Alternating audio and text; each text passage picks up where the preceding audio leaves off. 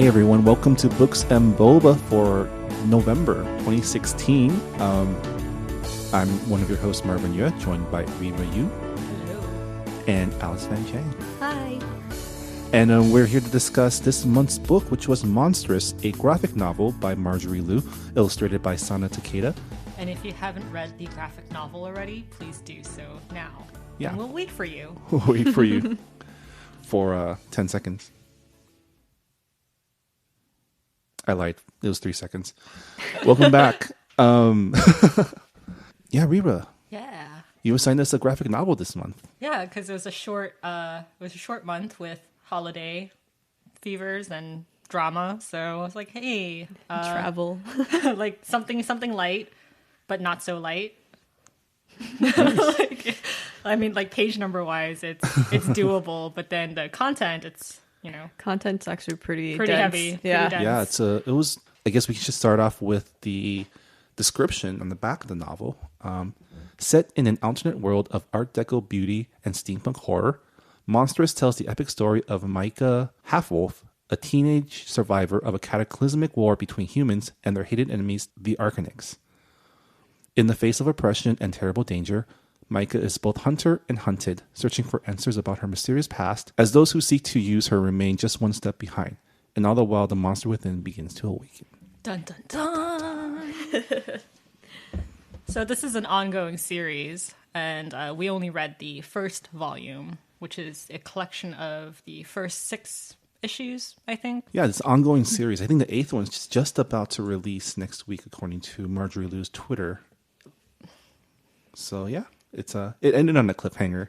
Yeah, a really big cliffhanger. Yeah. I was tempted to buy the next issue, but I was like, no, wait for the volume. Like I can't do issues. I need everything to be like compiled into one. So you might want to keep that in mind before you read volume 1, is that, it does end kind of on a cliffhanger. Well, since it's a graphic novel, let's just talk about the art real quick. It's the first time we've had pictures in our books for this book club. Yeah, picture books for adults. And I guess Sana Takeda and Marjorie Liu has worked together before. They used to do X-23 together for Marvel. And it's a very, very detailed, there's a lot of Art Deco and like the clothing, a lot of like embellishments and like embroidery, and everything is just very beautiful steampunk. And on top of that, you have a lot of grit in it as well. So a lot of East Asian and South Asian influences too. Yeah, and a lot of the clothing. And it was interesting. We had a couple like designers in our live book club meeting earlier, and they were saying they had a hard time getting through it because they had just wanted to see every single piece of design in each panel. Yeah, they had the same problem I did. It actually took me a lot longer to read this compared to like our other books, because I was like, everything's so pretty. Yeah, and just so detailed.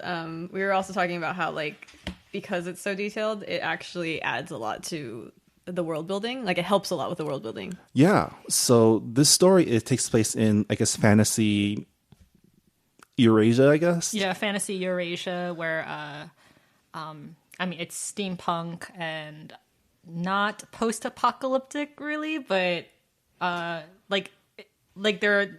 it's at like a really weird standstill where everybody has like high tensions. It's in the middle of like a Cold War, or like Yeah. a stalemate, right, between the two factions. And I guess we can talk a little bit about the world because, for me, I grew up with sci-fi and fantasy, so like lore and world building, it's kind of languages that I speak. But for the layman, I guess, or for people who aren't familiar with that, there's a lot of world building and a lot of exposition that goes into this, and they do it in between chapters and little historical lessons by Professor Tam Tam. by anthropomorphic. I think that's the term, right? Yes. Anyways, but yeah, it's so we're thrown into this, I guess, this stalemate caused by a war between humans and the Arcanics, which are, I guess, half-breed. Are they the half-breed demons, or are they the demons? They're a hybrid of humans and ancients are a powerful immortal race that take the form of beasts, usually. But Arcanics can pass as humans, but not all of them can. Yeah, some of them have, bestial traits like tails or wings or ears or like one eye and Yeah. yeah. And so there's been, I guess, a war. I guess we should this world is so big. We should probably break it down a bit. Yeah. So let's start with the races in this world because like it is a very big component into the story because there is a war. So we explained Arcanics, who are like these hybrids with magical powers. And then you have the ancients who are godlike, and you have the old gods who are these creepy looking monsters with eyes all over them. Think Full Metal Alchemist Pride, and you got your old gods. They're like Cthulhu monsters. They're like cosmic horrors that can't be explained. Yeah. They're just all powerful beings that have always been there, but are like either locked away or sleeping for some reason. Yeah, like in the book itself, the characters are kind of like, we don't really know what they do. They just are kind of there because you can see them. Yeah. Like you can see them like wandering the countryside or whatever, but Yeah, no like one really knows what they do. But because of something that happened in the past, they get pulled into this conflict. And then, are we missing any? Like, I guess the Oh, cats and the humans. Oh, And the the cats. humans. Yeah. I guess. With Are the cats a different race? Are they? Yeah, they are a different race. They're descendants of like one of the like older gods that are older than the old gods. Yeah, they basically look like cats, Yeah, but they have multiple tails depending on how old they are. and they talk, and They're all cranky. Not all of them. They all seem cranky. they're all like supposed to be like wise, like teacher type characters. But they're mistaken as spies and like manipulators. Yeah. But with the humans, okay, so the war is between the Human Federation and the Arcanic Empire. And right now it's at a standstill, and there's this great wall that kind of divides the country. And with the humans, they're like at the front line of the war on the human side, there's the Kumea, which is a religious order that's all female. And they believe that the human race should be pure and free of arcanic blood, and they kind of like capture arcanics as slaves or as like, subjects to experimentation, and they kill them in very brutal ways, and then they make lilium out of their bodies. Lilium being a magical source. That comes out of comes out of arcanic bones, and And the lilium is what powers their like supernatural powers, because some humans have supernatural powers of like telekinesis and pretty much X-Men powers. Like, yeah. And so the humans, their side is very like they're powered by like, steampunk inventions, like technology. Looks like they do worship like a female goddess or something. yeah, or like some sort of pope figure. Yeah. And but the order itself seems very like technology focused, very like experiments, science. Yeah. Like I was saying at the book club meeting earlier today that the Kumea, like they reminded me of like Unit 731, which was like a unit from the Japanese army when they were occupying China. Like this was a unit that did human experimentation on like prisoners of war, like women, children. They did like horrible things during the war, and it's kind of like similar to what the Nazi physicians did. And the Kumea, they kind of reminded me of them. And right. Yeah. Let's get into that actually, because you mentioned that Marjorie Liu, the author, the writer of the series, gave an interview about her influences, and one of the big influences was in fact her grandparents who lived through the Japanese occupation of China. Yeah, like her grandmother was 14 years old, and she was one of the children who had to like kind of flee China on foot from the soldiers. And then her grandfather was like part of the Chinese Air Force. So both of them kind of like went through this terrible time in history, and now they kind of like come out of it in their own way from like trauma, which is kind of what the book explores, because we have themes of like post-traumatic like stress disorder and like what war does to people, what people are capable of doing during a war, how they justify it. Yeah. Well, Right. Yeah. So that's the world that's been world. built. It's It's pretty part dark. of it, yeah. And there's there's the political kind of sphere of it. There's the supernatural sphere of it, and then basically the story takes place when they all kind of collide. yeah. Right. Yeah, like before the main story starts, we're given hints about like what happened before. Like there's like the tragedy of Constantine that Right. keeps getting mentioned. Which is the kind of the cataclysmic event that kind of caused the stalemate. Yeah. Right. Yeah. It was like a large explosion that killed like thousands of people On both sides. on both sides. Yeah. And no one knows like what triggered caused it. the explosion. And so like there's a truce because they're like, oh, like what if it's the other side that Yeah, like had- who has the weapon? who has the nuke? Yeah. And so we're introduced to our main character, Micah Half-Wolf, who we later find out is the nuke. Yeah, she's a nuke. Who's actually like kind of more of an independent player. She's kind of in the story for her own vengeance needs, right? Yeah, but everything kind of converges around her. Yeah. So, you want to talk about Micah? Yeah, Micah is an Arcanic, and she looks fully human. And we're kind of introduced to her, like, in a very interesting way. Like, the first image that we see in the comic is her naked. Like you see her missing arm, and you see, like, this religious brand on her chest. And you would think that, like, you would pity someone who is about to be sold into slavery, who is Right. about to... like kind of be thrown into this horrible thing, but you see her face, you see her expression, and she's just like, oh, like I don't give a fuck. Like Yeah, she looks very defiant. she's very defiant. She's like not ashamed of like what's going on right now, and it makes sense because she wants to be there. She purposely wants to be sold into slavery so she can find the woman who is responsible for her mother's death, Right. who's like a prominent member of the Kumeya. Yeah. Yeah. And then as a result, through her plot, she does eventually confront this woman who is kind of a secluded, like, crazy lady, right? A little bit, yeah. Obviously still continuing her research. And you learn a little bit about the past that they all share, right? Yeah. Like Micah's mother and this woman Yeah, Yvette, yeah. have, they were searching for something together, Yes. right? And then when they found that thing, Something terrible happened. yeah, when they found that thing,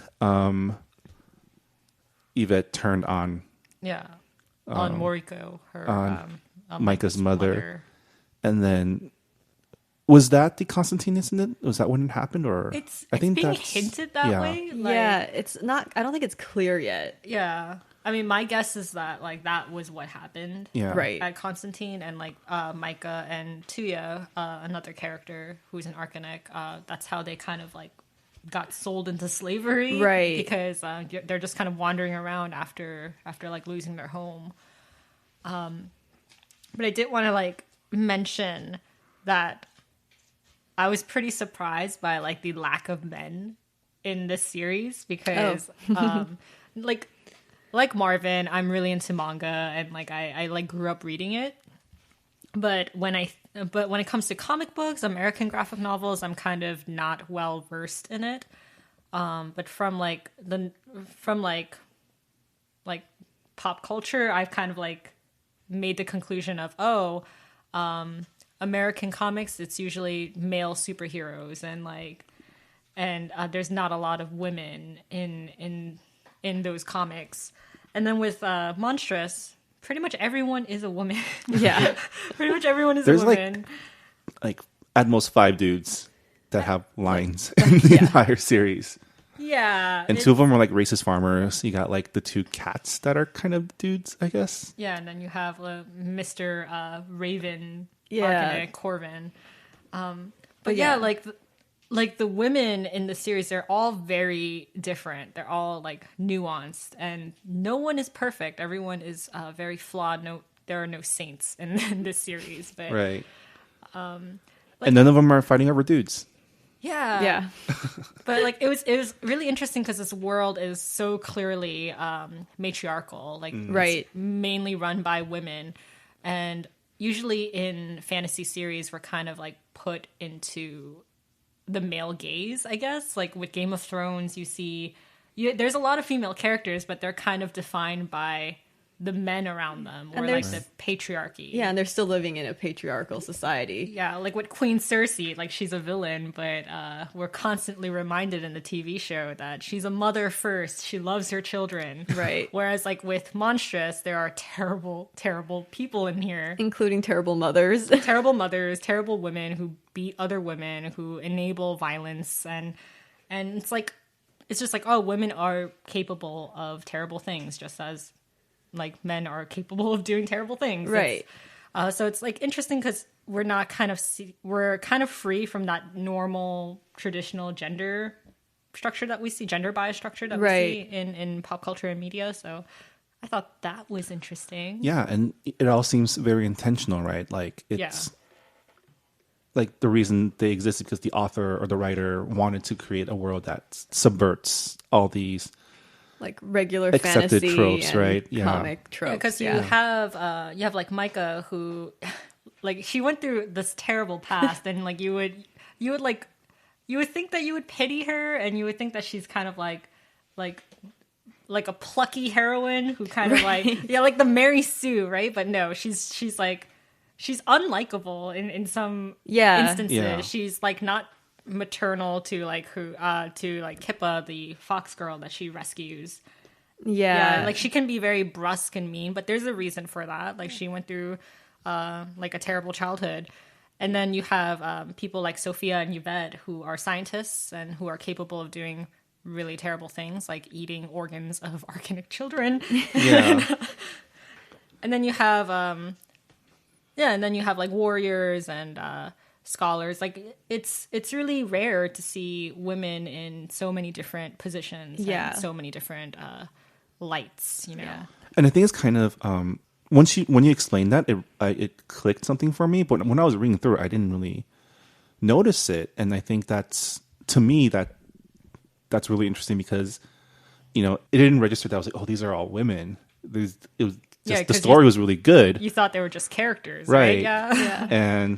But then, you know, it goes to show why representation is important, because that's something that did click with you too, right? Right. Yeah. Well, and you know, it's just, and I mean, that says something too that you didn't notice. It's kind of like, you know, like what you want from like a good story or a good writer is that like to look at all of these characters as like people first, right? You know, like that's how you avoid writing stereotypes or falling into tropes, you know, is because you have like a wide range of like nuanced, complex people, and then they're just people. So yeah.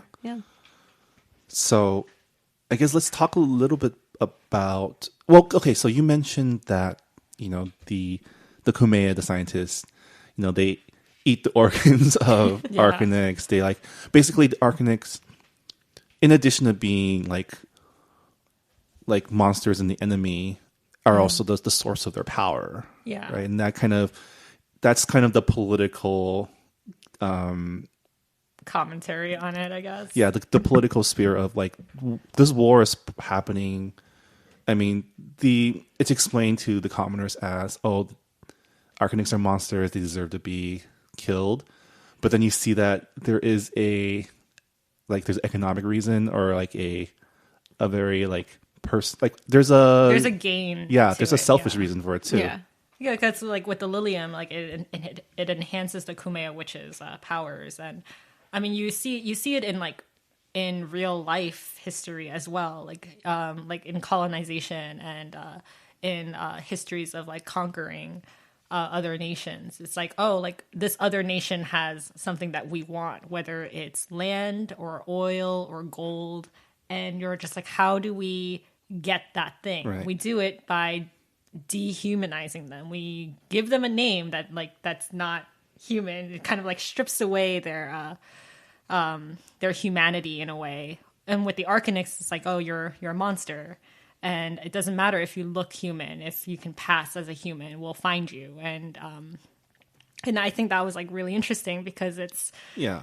it's just like, well, I mean, you're a supremacist group that says like, oh, we don't want any arcanic blood in our pure human like DNA, but at the same time they are injecting that stuff into their bloodstream. Like Right. Right. They're like consuming. they're consuming the thing that they're saying they should not have in their body. Right. So like it's like really really weird in a way.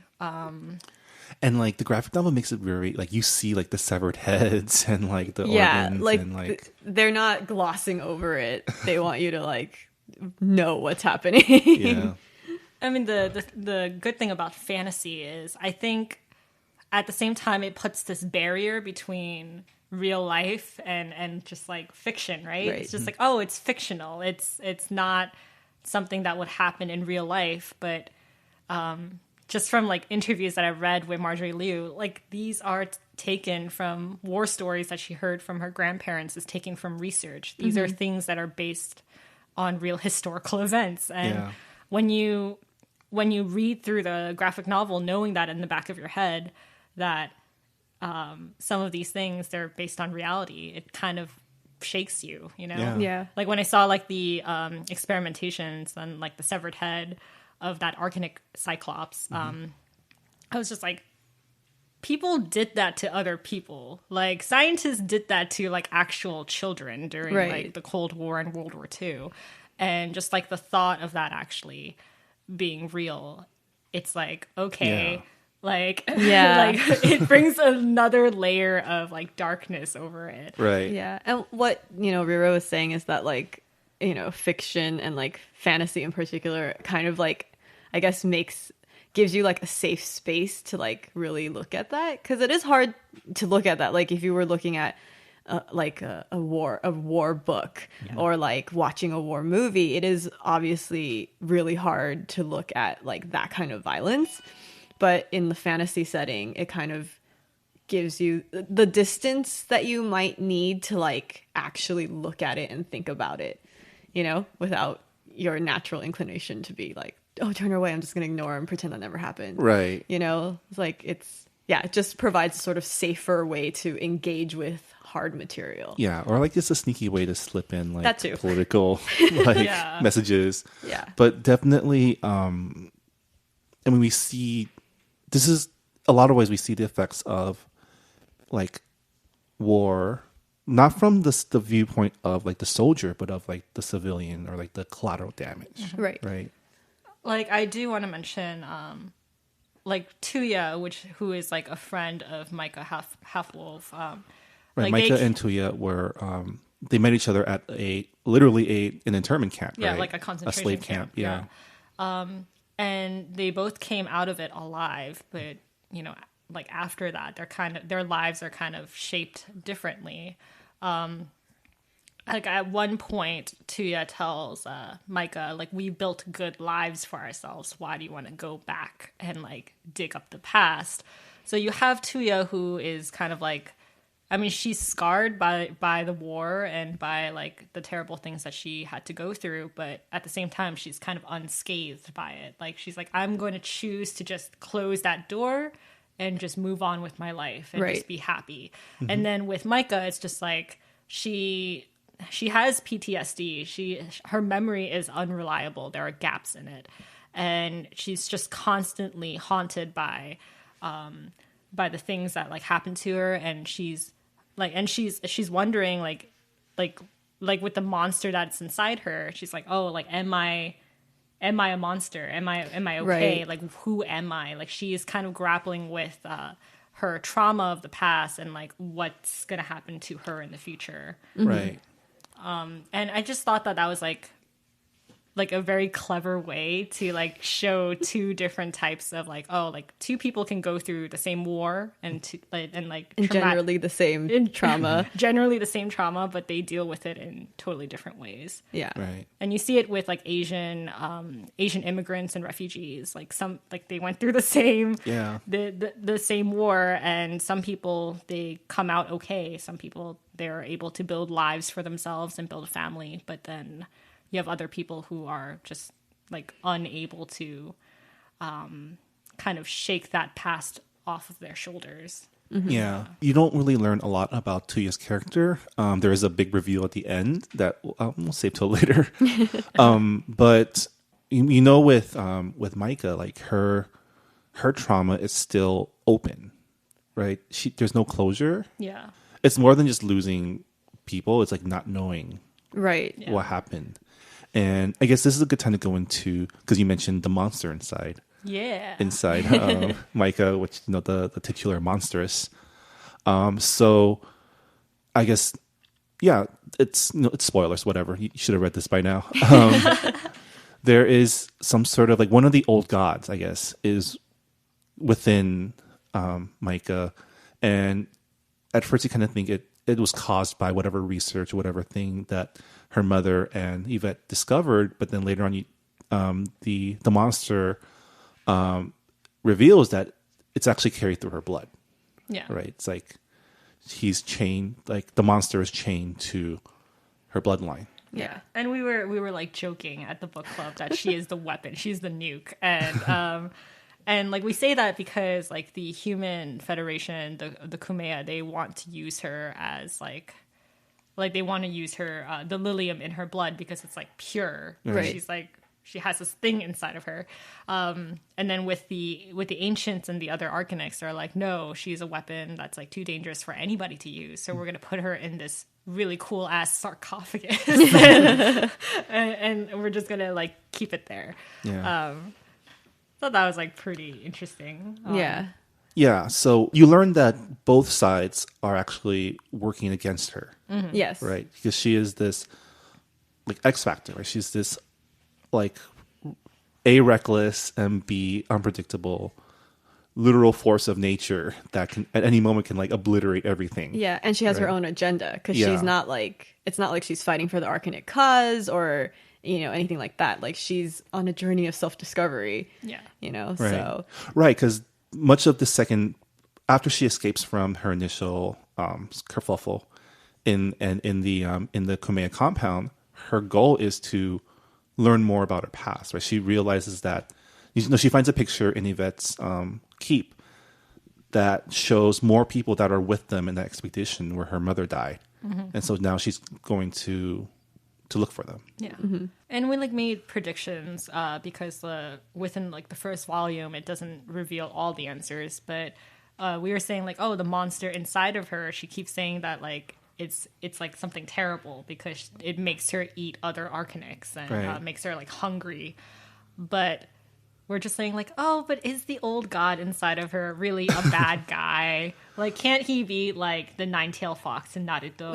Like, it's like, I will lend you my power. Well, okay, so they do allude a little bit to the backstory of the monster too, right? When they find out that the queen mother or the queen is it the queen mother Mother Superior. Mother Superior Superior. of the Kumea, like the Pope, the warrior Pope of the Kumea order, is herself a old god made flesh, right? And then you realize like two things. One is that there's this malevolent leader that is manipulating the humans to fighting this war to further their own self-interest while telling them it's because of purity or whatever. Yeah. Right.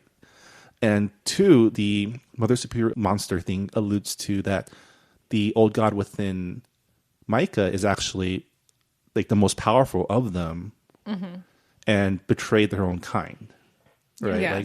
Like they didn't go into details, but you kind of get this feeling that maybe he's not all that bad, or A, or B, like the monster is a rebel god. Yeah. Right. Someone who It's like the people who came out of the war alive and kind of like in power. They've created this narrative that like benefits them the most, which is to say like, oh, he's a rebel god. Like, Right. Yeah.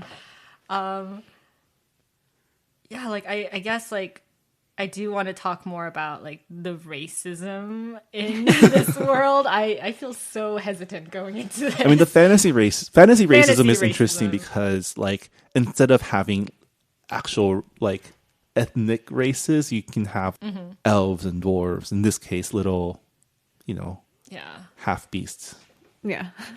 I mean, like, it's palpable from the beginning. Like Yeah. the first few frames is about like this nun teaching Slavery. kids about how all the Arcanics are beasts and they'll murder you and cats can't be trusted.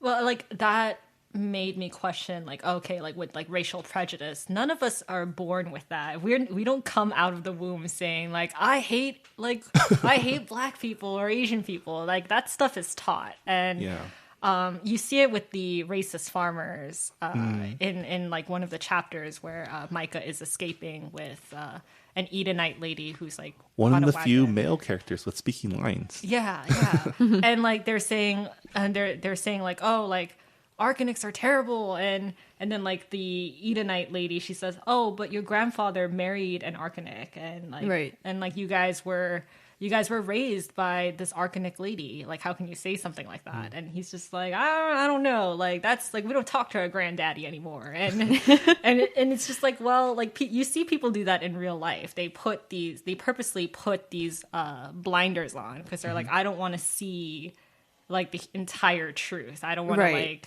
like you in that instance, you want like a scapegoat to your life problems. Right.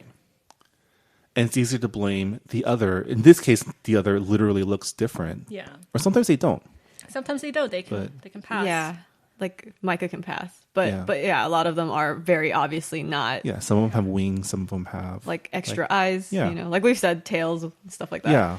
Yeah, but like with like Micah, who's like with Marjorie Liu, she is like of a mixed race Right. background, and I just can't help but notice that like maybe there's some commentary in like Micah, because like Micah can pass as like a human. Right. Yeah, and there's like the question of like biracial and multiracial children who are like, oh, you look more white, so you can pass as white. You can have these privileges, but that's not really the case. Sometimes, like sometimes it's more complicated than that. They don't fit in anywhere, or they feel like they don't fit in anywhere. Yeah. Yeah. The line where they say that she can pass as a human was spoken by like one of the like auction people, right? And he's like, "Are you selling humans as like slaves? That would be atrocious." And it's like, "Well, Yeah. you're doing this to actual like living beings. I don't know like how much more horrific that would be." Yeah, but I guess that's interesting because that you bring that up, because it's like, well, she can pass as human, but just because you slap like this label of Arcanic on Yeah. her, then it's like, okay, like it's not atrocious to sell Micah, because even Yeah. though she looks human and I wouldn't have known that she's not human because you told me she's an Arcanic, then it's not atrocious that we're selling her into slavery. Yeah. You know? Yeah. So yeah. It's like saying like, "Oh, like racism doesn't exist." If like Yeah. Yeah. but it And I so- mean even with like the ancients, like before the war, Yeah. they had their own prejudice, like Right. Right. There was so one of the interstitial lore sections, they talked about how the first Arcanic was born, and it was born out of a union of human and ancient, and then the ancients were the ones who like killed the mother for like diluting or like for engaging in forbidden. Oh no, you're love. confusing it because because there were two. Sorry, I like reread this last night, so like So you're clear. so I'm kind of clear. So there was a union with like an Arcanic and like a Kumea or like a witch nun, Oh, okay. and like the witch nun lady had a baby, and like the Kumea were like, you need to, instead of like banishing the mother from like their organization, they like killed her baby and then left the baby on the Arcanic dad's doorstep. Is that what it was? But then like there's the other story of like the first Arcanic that came into Existence. It came into existence, and that was like she was spirited away by like a cat, and then the cat like erased her true name from all records, and she became known as the Shaman Empress, and she like did great things. Like she built like technology that was like far more superior than like modern technology. Right. But yeah, like there was like prejudice on all fronts. Like it wasn't just like the humans who hate Arcanics. It's like Yeah. Right. ancients who hate humans and like think Like that- it exists everywhere. Yeah. I just Yeah. reread that section, and yeah, you're right. Points I remember for correct- Rira for doing her homework. But they also mentioned that that was I guess the event that allowed the Kumeya to take, like, they were given unilateral power to be like judge and jury for these types of things, and that's how they became like the order that they become in the book, and essentially they become like Judge Dredd's, like just the law of the land, Right. Judge, jury, and executioner. I don't know if you guys heard of the Bayonetta series, but the witches of the Kumeya, they like remind me so much of Bayonetta because they're witches too, and they wear like the like Art Deco and like really cool character designs. But anyway, that was a side note. So, do you want to talk about the Fox Girl or the Kippa? like the band of misfits that that Micah reluctantly travels with? So there's the cat guy who quotes the poets. Master Ren and And, the Fox Girl, yeah, Kippa. Kippa. When I saw Kippa, I was like, oh my god, Shippo from Inuyasha. And like, I thought she was gonna die in the first chapter. I was like, No. oh, are they gonna kill the Fox Girl? But she seems to have survived the six chapters so far. She's alive through volume 1. Yeah. like looking at the Arcanics and some of the creatures in the series, they reminded me a lot of like Japanese mythology and Egyptian mythology. Yeah, there was a lot of like Egyptian motifs in the art. Especially in the one scene in the ancient like temple. Yeah, Yeah. I think it was the Dawn Court. Yeah. Yeah, like you see all of these like beasts, like half human, half With like beast. animal heads. Animal right? heads. Right. Yeah. Yeah. Yeah, it was Yeah. like it was really cool, and like with the city of Zamora, which is the city that we're first introduced to, like it's kind of like it's technically a truce city, but It's Berlin, right? but like It's- and like they're like by the wall that separates like the human federation from the Arcanic land, but basically they're in line with the human federation. They Right. like have slave auctions. There's a Right. huge Kumeya like operation there. But I'm just thinking about before the war started, like it mentions like in the interludes that humans and Arcanics, they got along, they had peace, and there was like this trade. And it just reminded me of like Constantinople Right, and like the the Ottoman Silk Empire. Road. Yeah. Yeah. Where like everyone just kind of like traveled and they met like kind of halfway, and there's like this melting pot of trade and like Yeah. culture. Right. And it goes back to, these prejudices, these wars, these prejudices are taught, right? They're formed over generations, and a lot of times, like, you think about why othering happens, right? It's a lot easier to kill the enemy if you don't think they're human. Right. Right. And this is something that happens in wars. I mean, wars, like, it's you're literally just murdering a ton of people. Right. Right. So, how do you live with yourself? You convince yourself that the other person's not, like, you shouldn't think about it. Right? Yeah. You dehumanize them, you desensitize yourself. Yeah. Right. Yeah. Do you guys watch Black Mirror? No, I really want to. but- Because the most recent season, actually, since you just mentioned that, the most recent season, one of the episodes deals with that. Deals with like kind of like how people deal with like committing atrocities or being able to kill. And it has, I don't want to give it away, but the episode's interesting. It's actually not one of my favorites, but it is very in line with like the Black Mirror like aesthetic, like what they like to do. But it's interesting how they approached like how people others do, like the people they don't like, or Right. and in order to like justify like getting rid of them or killing them or driving them out or whatever. Yeah. So it just reminded me of episode. And it's even more nefarious when you realize that, like, the Arcanics were othered for personal gain of like the Kumeya, right? Who yeah. gain power from literally their bodies, their dead bodies. Right. Well, there's like the question of like how do you define the other, because it wasn't always about race, like at least in our history, in our timeline, Right. because we've had wars over religion, where like the other is actually they look exactly the same as you, but they just have different beliefs. So like the other, I like to me, I think it's just kind of a label that you just stick on Yeah. other people. Like you can pick on them for like the smallest, most insignificant reason. You just put that label on them to gain personal Yeah. benefits. And I think that too is like that whole, it goes like, it's a good example of like the whole thing about Micah being able to pass. Yeah. Because, you know, like we were saying with most or a lot of the Arcanics, like they are, they literally look different from humans and in like significant ways, not just like skin color or like eye shape or whatever. It's like, you know, they literally have like animal features. Yeah. So you can tell that they're not human. But with Micah, you know, she looks human, but it's literally the label of Arcanic that, like, at least for the human side, like, that's what lets them other her. Right. You know? And like the monster tentacles coming out of her Well, severed yeah, arm. but, you know, that's not her usual appearance. Right.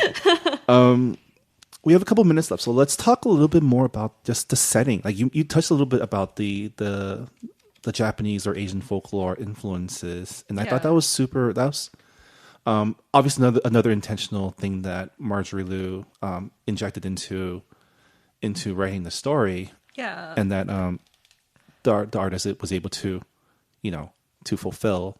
Yeah, like I like when I saw the cover and like some of the some like photo, like some screenshots of the graphic novel before I bought it. I was like, whoa, this is not manga. Like, this is not like Western comics. Like, the style is in between. Like, it's like I think like the panels are very Americanized, but then like with the clothing and with like the interior design and like just the way the facial features are drawn, they're very Japanese, very manhwa as well. So. And just the idea of like animal spirits, like with like I say demons, but not really demons. They're That's not really that's putting a label on demons, them. I won't label the Arcanics that way. I mean, like with like Kippa, like I said, Inuyasha, and like fox spirits and like kitsunes. That's Japanese folklore right there. And then you have there's like a chart in the chapter. In one of like the interludes with Professor Tam and like you see the ancients and they're kind of drawn to resemble Anubis, and you have like the Egyptian motif there. Anthropomorphic cats are like very Japanese. I feel like there's one with literally an eye patch and samurai swords. I mean, and there's also what is it? Shoot, I just lost my thought. Oh, I remember. There's also a unicorn. I don't know if you guys remember the unicorn because he was killed pretty quickly. But I was like, dang, there are like Western creatures as well. That's pretty cool. Yeah. Yeah. And then they have the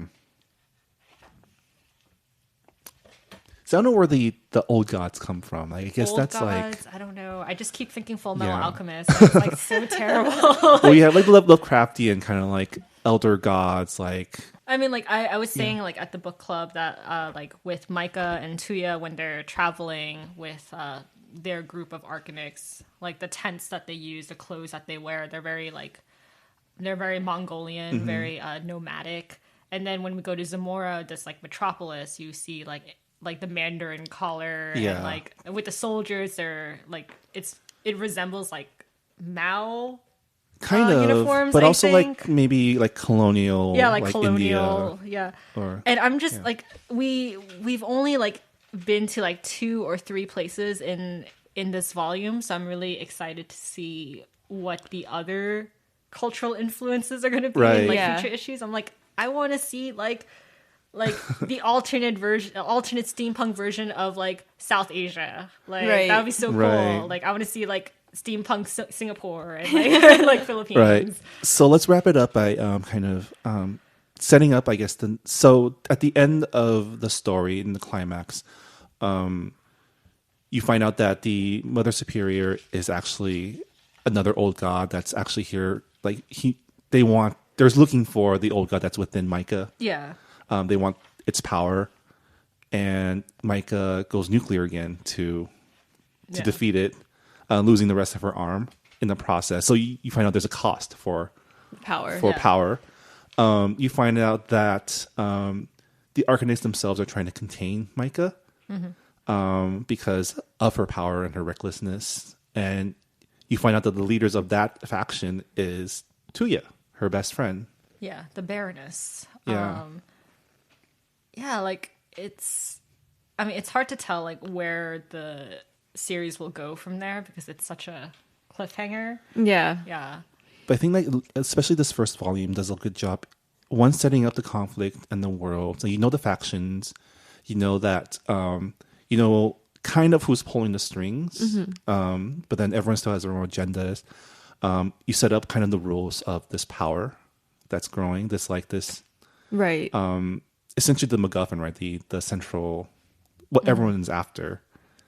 And then it leaves it open to basically Micah is going after her goal, which is to find out what happened. Maybe find a way to control the power. And then everyone else is chasing her. Yeah. Yeah. I mean, she has one secret ally, Corvin, the Raven Arcanic, who is part of the Dusk Court. I thought he was pretty cool. I hope he shows up again. Yeah. And he recognizes something in her, or I guess that allows him to disobey his orders and like allow her to escape. It's just the fact that like he sees that like she's not just this weapon. Like she's like not a human being, but she's like she's like someone with her own pain and own agenda. He's able to overcome the labels that his superiors have branded her with. Yeah. Wrapping it all up. Sees her as a person. Yeah, right? sees her as a person. Yeah. Interesting. Yeah. Yeah. It's a good like end place for like, you know, like the bigger story is about to unfold now. You know? Yeah. Cool. Well, Yeah. I guess what are your final thoughts about the book? Final thoughts. Wow, is it dense for a graphic novel? Yeah. Wow. The art is dense and the material is dense, but it's really good. Like a lot of our members at book club, it was their first time reading a graphic novel, and I kind of feel sorry that I picked this one because it's dense. Also, like there's a lot of. It's very violent too. Yeah. There's a lot of violence. A lot of. Actually, not as violent as some comics that I've read in the past and some graphic novels I've read in the past, but it's just enough to like instill horror in you. Yeah, and Marjorie Liu, she used to write for X23. She's currently writing, I guess, a Han Solo comic series. She's but also she's written a lot of paranormal like novels. Yeah, but she's definitely like her style is like strong female characters who aren't afraid to murder. Right. But yeah, like I think it was nice to. I mean, this is only our third book in our book club, and I'm just like, yay, graphic novel!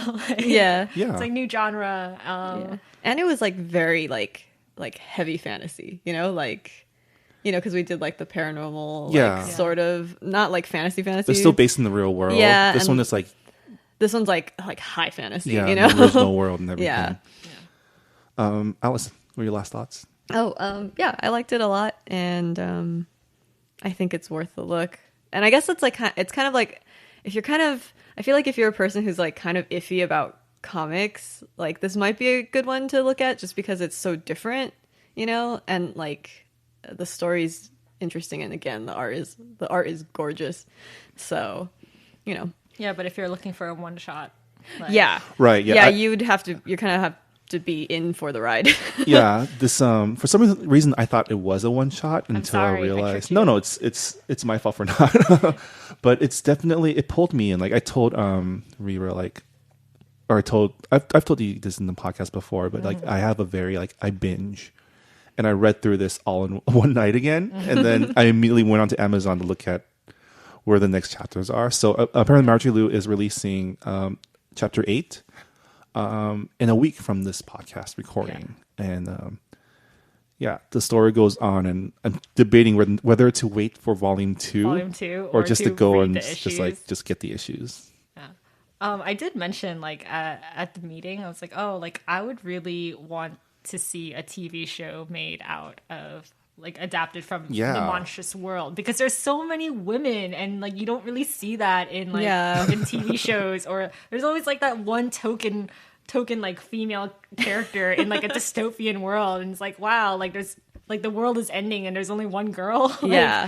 So like it's nice to see so many like women of color and people with like Micah, her arm is like missing. It's like nice to see like people of like disabilities and like it's just like so different, and I would really love to see that on screen. But at the same time, I know that like it would be very difficult to produce simply because of budgetary reasons. I mean, you can do anything with computers these days, but then it looks this one needs like a master of practical effects and like design, like a Guillermo del Toro or something like that. Even like I would even settle for like a CW like sci-fi series, just so like we have more diversity on screen. But that was our discussion of Monstress by Marjorie Liu, illustrated by Sana Takeda.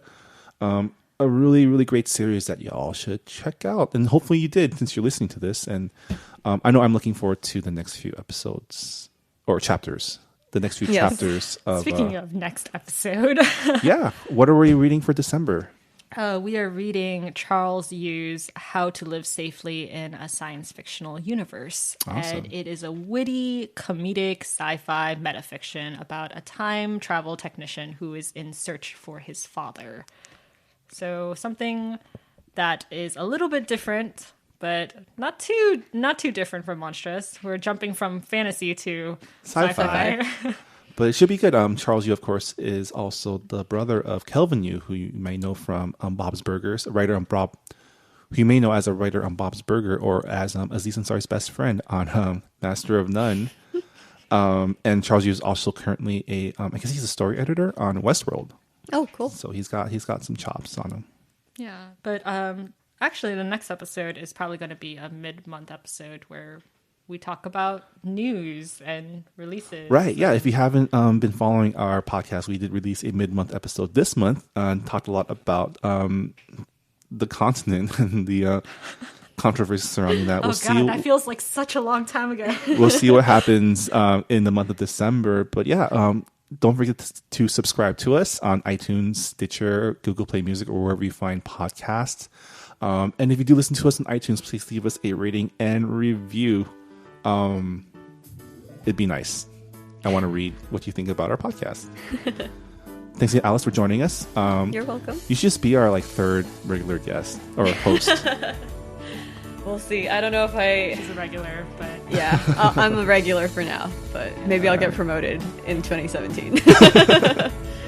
But yeah, thanks so much for listening. And keep reading. I guess. Keep reading. All right. Bye.